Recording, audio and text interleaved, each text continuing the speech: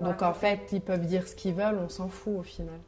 Ce n'est qu'une toute petite partie, ce n'est que quelques personnes qui ont peur pour leurs propres privilèges, mais ça n'empêche nullement les femmes d'avancer, ça n'empêche nullement les autres personnes de soutenir les femmes cinéastes. On pardonne beaucoup moins la réussite à une femme qu'à un homme. Ça, je l'ai compris malheureusement lorsque mon film est sorti. Ouais.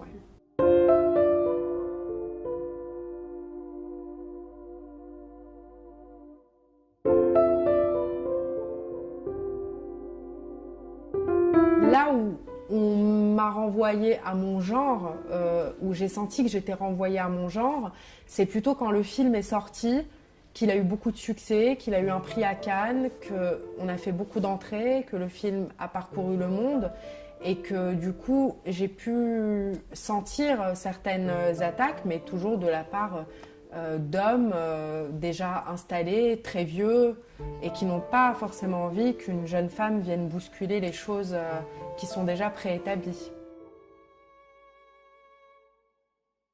On a beau en fait s'approprier notre corps au quotidien, mais le problème c'est les lois en fait.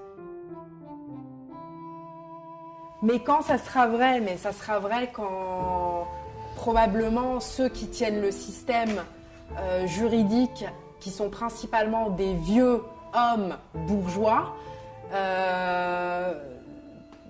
arrêteront de s'approprier les questions des femmes en fait. Quand il y aura davantage de femmes en fait en politique, quand il y aura davantage de femmes représentantes de la justice, quand il y aura davantage de femmes sur le terrain qui travailleront, qui seront à des postes importants et décisionnaires, quand il y aura davantage de femmes qui gouverneront le monde.